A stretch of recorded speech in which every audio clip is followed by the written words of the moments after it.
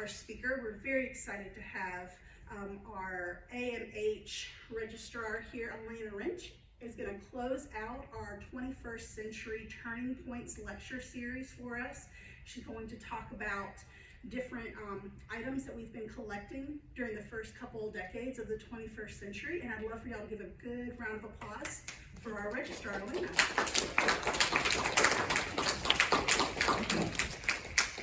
Hello. Thank you all so much for being here today. So, as Crystal introduced me, my name is Alena Rensch, and I'm the Registrar here. I have kind of an interesting start with the Augusta Museum of History. The first time that I was ever back in collections was in 2015 as a high school senior, and I was doing my high school senior project here. And for some reason, Nancy decided that it would be okay to trust a teenager back there, and it worked out pretty well. I was born in Augusta. I grew up in Evans, and with a lit teacher mom and a history buff dad, I feel like it makes sense that this ended up being my line of work.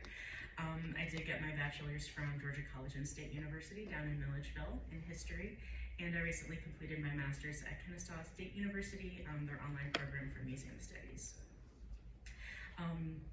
I moved back to Augusta from Milledgeville in 2019, and since then, and especially since entering into the museum field, I've seen so much immersion in local history and a lot of the efforts that are being spent around town to preserve it. I've had the honor to work with places like Historic Augusta and the Augusta Jewish Museum, and really seeing what it takes to preserve history on kind of a ground level. And then of course I've had experience seeing what it's like working in a museum collection here at Augusta Museum of History. So today we're going to walk through some of the items that we have brought into our collection that are from the 21st century. So these are things that have been produced since the year 2000. You may see some things that are related to what we've talked about this year, but some of them also just cover basic significant events that have happened in our area in the last 2 decades.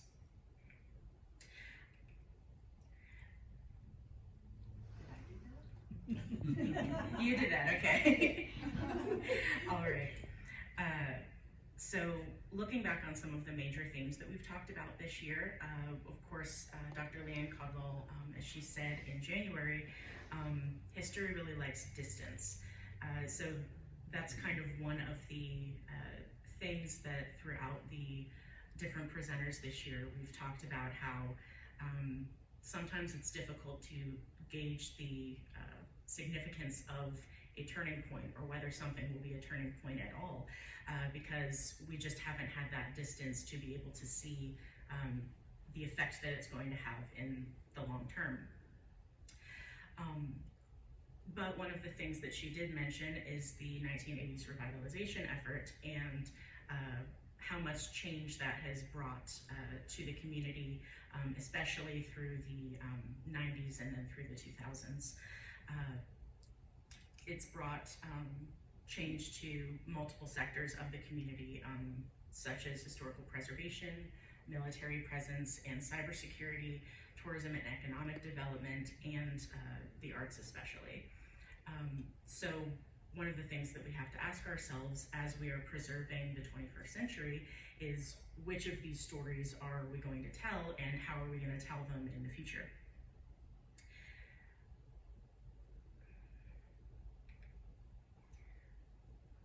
So why do we collect modern day objects? And what is it that we consider to be historical? Is something historical just because it's old, or is it because it's valuable? Does age make something more valuable, or does the story that it tells? There's no good answer to any of those questions, but those are all questions that we ask ourselves a lot in the museum field and in the field of history kind of broadly. History museums are charged with collecting and preserving the past so that we can continue to learn from it in the future. The same can be said for collecting and preserving the present, but even then it's not an exact science. We kind of have this gamble of preservation where we always have to wonder, what is important to our community now and what's going to be important in 20 years. Like I said, it's not an exact science, but there are certain events that as they happen, we know that they're significant. They have a deep impact on us in the moment, and so those are things that we look to collect for, these major local, historical, and world events. So some of what we have in our collection focuses on these major world events. Early on in the 21st century, of course, experiencing as a country the 9/11 attacks, and not just how that affected the world at large, but how people in Augusta were processing that and how we moved through that as a community. So we have a ground zero pass given to Mayor Bob Young on a visit that he took to New York to deliver $1 million that was raised here in Augusta for relief efforts in the aftermath of that disaster. We also have a photograph taken of Red Cross volunteers outside of the WAGT building on Broad Street in just a few days after, on September 14th, 2001. And so we have these two examples in our collection of both the collecting of those relief funds and an example of what happened when they were delivered to their recipients. We also have things that pertain to local events, but again, these broad international events that occurred, the war in Iraq. We have a City of Augusta flag that was signed by the members of the 67th Signal Battalion that were serving in Iraq in 2004 and 2005. So we do have the flag itself that has been signed by these military members, but then we also have a collection of pictures of the flag flying at their base, of the members holding up the flag, and with the history of military presence in Augusta and the Signal Corps' significance, it definitely brings in that history, it brings that history home from a broad international occurrence. We also, of course, collect as these things are happening, things from different political elections, both national and local. So we have some campaign material from the 2000 presidential election. We also have some early 2000s mayoral campaign material from Mayor Bob Young, and that is a campaign frisbee, which is always fun to see the different ways in which campaigns are advertised.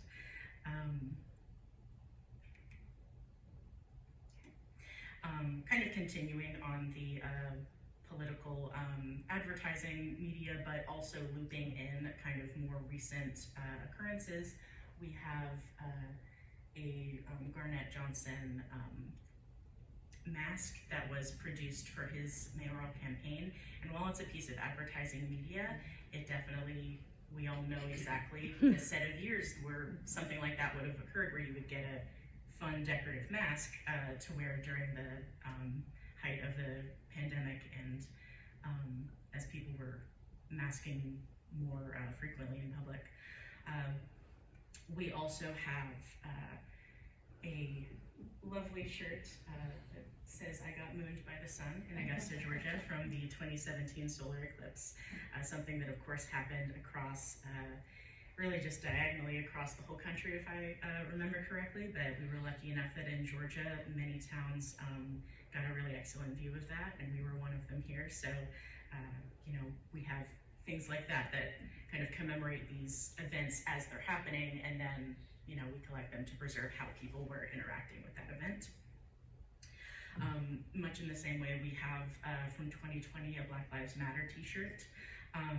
2020, of course, as I'm sure many of us remember, was a tumultuous year, not just for the start of the COVID pandemic that really ramped up, and we had, of course, the quarantine and closures, but the summer of 2020 also saw increased protests in cities across the US.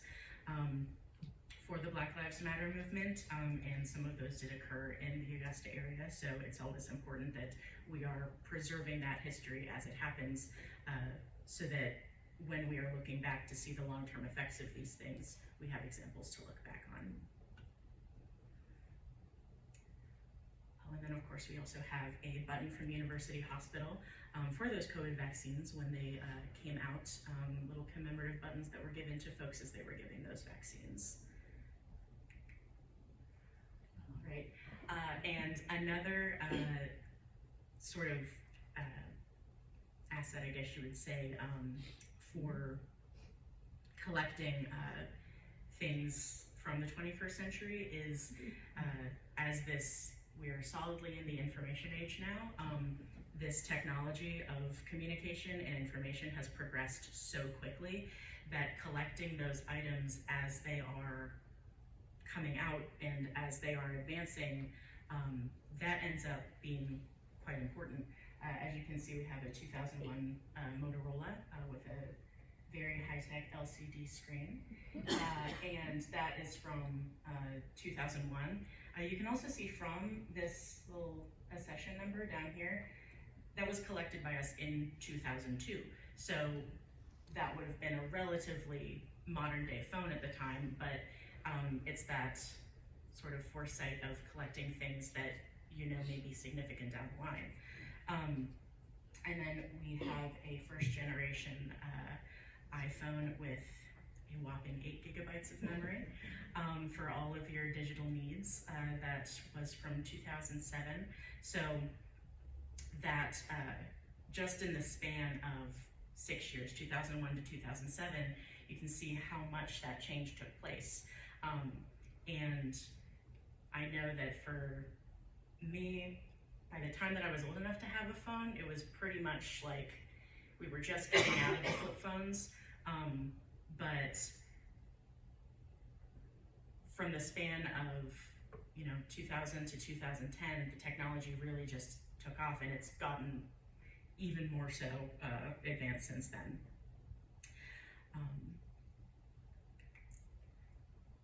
So one of our speakers this year, Mr. Randy Ditto, he talked a lot about the river region as a sporting venue and some of the changes that have come to the region in the area of sports. One of the things that I think is pretty major that's occurred is the expansion of the Masters and the addition of the women's amateur. So you can see that this here is a print of a newspaper article from April 2018, and it's discussing the announcement of the women's amateur and kind of some of the differences that are going to be coming to the Masters tournament. And then from, let's see, and then from just 4 years later, we have this collectible keychain that is in full production because this tournament has become a regular part of the Masters. And it, of course, bears the logo to the new addition to Augusta's tradition of golf.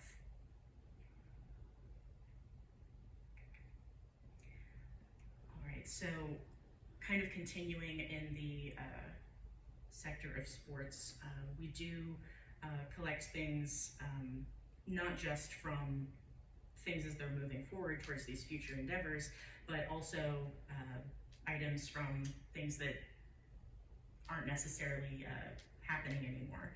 So for example, July 2004, we have a poster from the 19th annual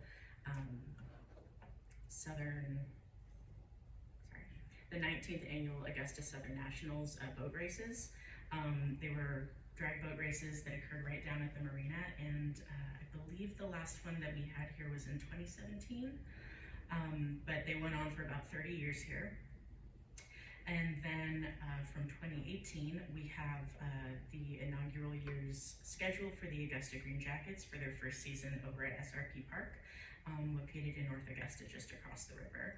So these things, again, you wouldn't necessarily consider the schedule that they hand out at, the Green Jackets game to be a piece of history because you're there to see the game and then you go home. But for places like a museum where we're looking at these changes that happen over time, the program that was produced for the first season played at this new place, that ends up being significant in the long run. Right, and I would be remiss if we didn't cover the many changes to Augusta University that have taken place over the years. Of course, we had a wonderful lecture on that earlier in the year, so I won't go into detail about that, but one of the things that we can see through our collection is just in the things produced by the college, we can see that change visually happen over time. So we have from 2000 an envelope that was just a mailer envelope that went out with a production, I believe, of a publication of First Day, and it it lists, it's a commemorative little envelope. It says 75 years of Augusta State University, 1925 to 2000, and it also lists the names of the university up until that point. So we have Junior College of Augusta, Augusta College, Augusta State University, and of course, since the year 2000, we've added a few more onto that list. We have from 2012, kind of right before the merger process, a map from Augusta State University. So of course, this would be before the merger, so it would have just been the Augusta State University campus, but that map is then documenting the campus as it was at that time.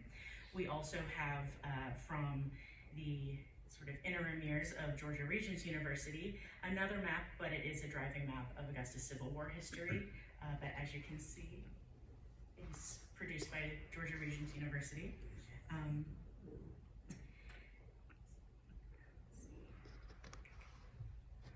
Another thing that we kind of seek to preserve are these, the evolution of our community spaces.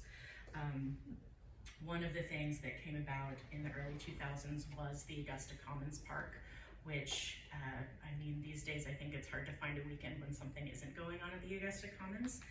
But as you can see from the photographs of the opening, might have been kind of an overcast day in October of 2002, but people were definitely out in full force with a stage of musical performances, and overall it looks like just about any other weekend that something large is going on down there, and we, 20 years later, we're still using the Augusta Commons for as a centerpiece of many of our festivals and community events. So, if you can believe it, this is a phone book from 2022. And things like this, again, you might not think that phone books from 2022 really have that much historical significance. The city guide that they put out from the Tourism Bureau every so often, it's like, that's great. It was mailed to me, I picked it up, but I don't need that. But in a place like a museum, having records of business and tourism, they can kind of show us both broad and present day information about the place that we live. So things like the phone book, just as a city ledger might have a lot of good research information from 50 years ago, this phone book, while to us it seems kind of outmoded, is a physical example of these business places in town, where things, what people were doing, where they were working, and in the case of a city guide, how they were spending their time. Of course, there's always the context of like tourism being an advertisement of how people would like us to spend our time, but things like that can still be a really useful resource just to see what was going on in the area.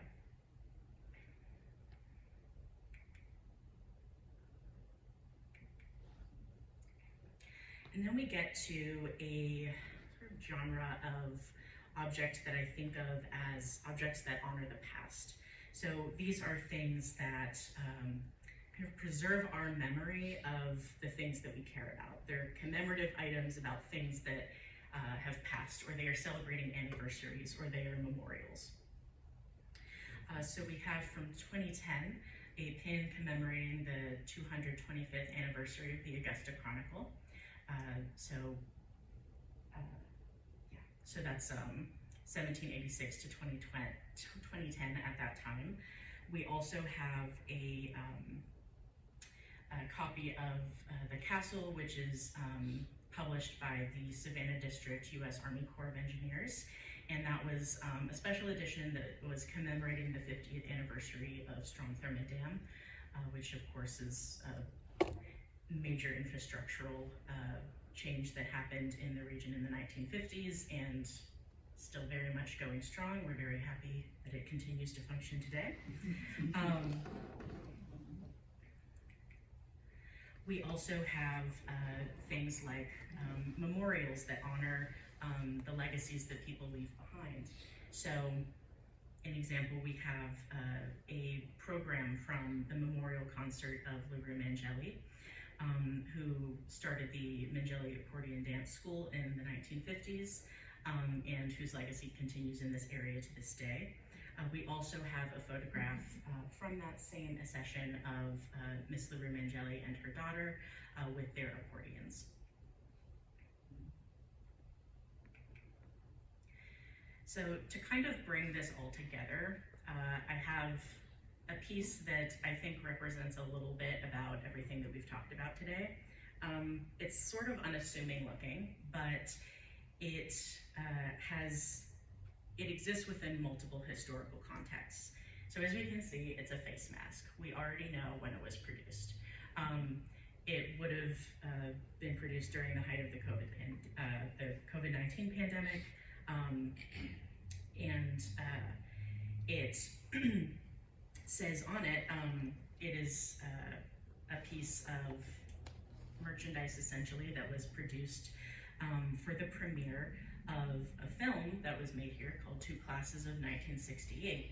It was produced and directed by Michelle M. Protho, and it tells the story of the integration of Immaculate Conception Catholic School into Aquinas High.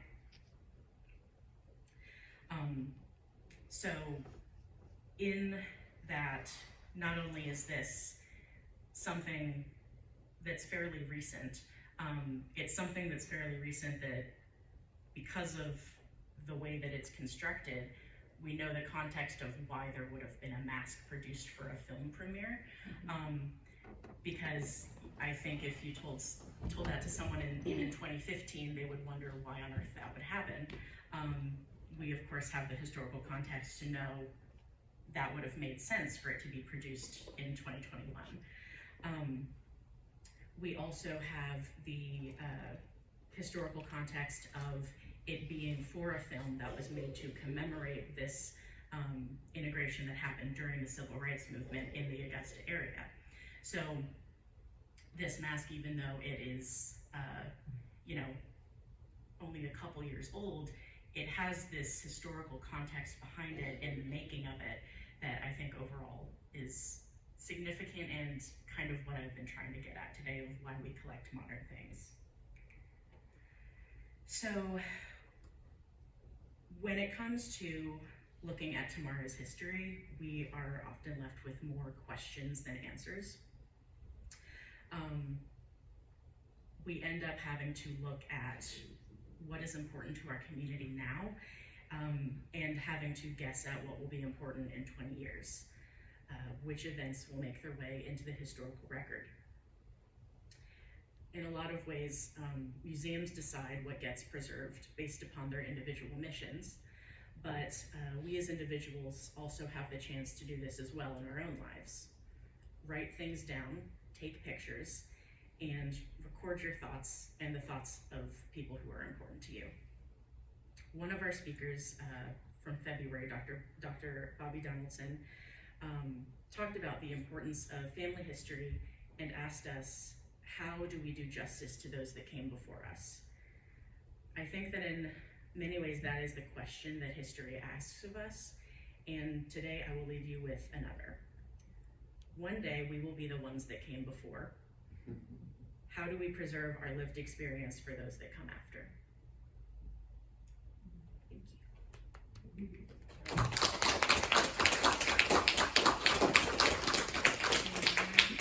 How long did I take? Do we have question time? Interesting profession we're in. I guess one of the things is don't throw things away. Talk to us first.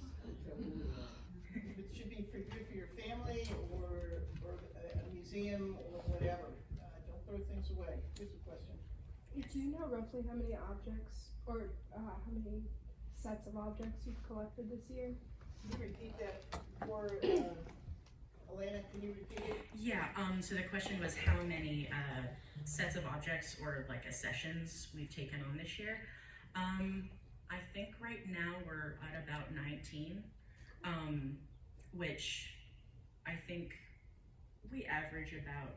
I've slowed down Yeah. because we had transition Yeah. with Alena coming on and my previous registrar becoming a deputy director. So I'm probably the worst or the best in getting collections. I think the last big one was the Chronicle. That was about 300,000. Yeah. So it depends on the year and what's out there. I don't like to ever say missed opportunities. So I look at things very closely before decisions are made. I talk to the registrar, talk to other people on staff. It's not an individual decision, but boy, it's sometimes it's tough.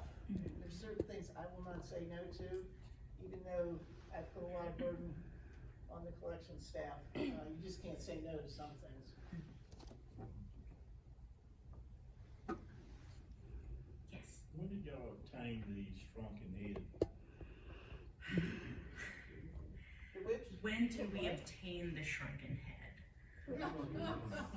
So to get an exact year, I would probably have to look back at our records. I know that we've had it